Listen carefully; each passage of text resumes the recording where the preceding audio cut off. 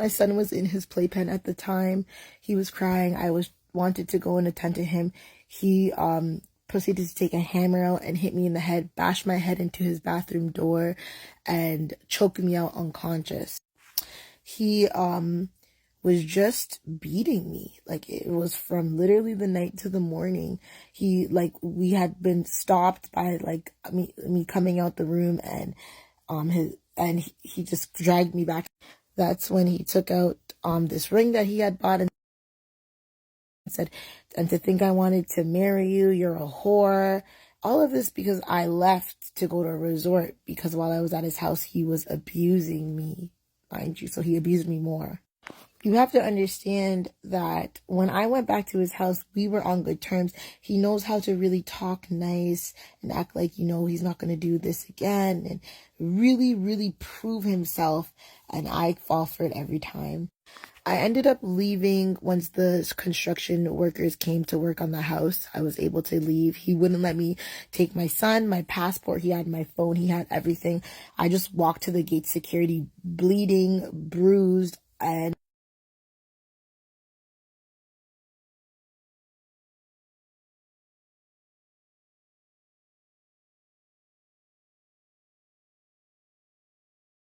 once I got to the security gate, because they live in a gated community, they visibly saw something was wrong.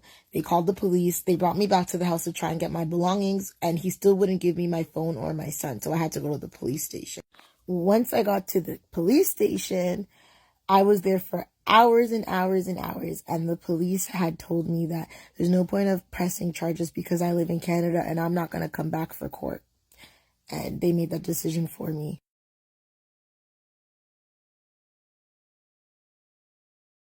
That response is from True Jamaica Buzz. Shout out to that guy, because when I sent him my story, he was a little harsh on me, but he did try to get me the help that I need. But they just don't care. They just don't care.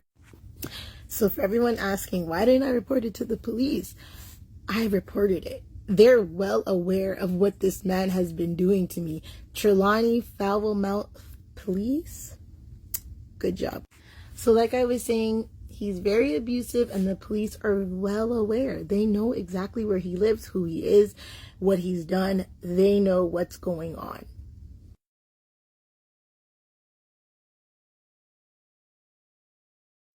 At that point, I really didn't care.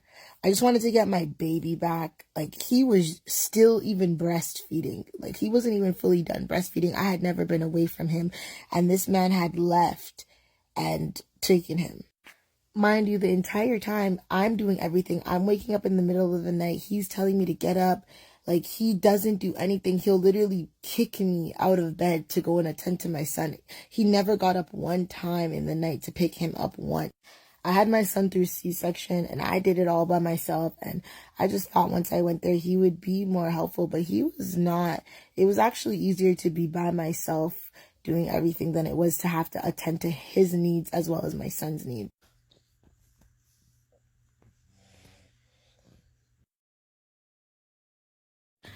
And can I just say, after he beat me and stabbed me and took my son, basically kidnapped my son, and his mom intervened and got him back, and we talked again.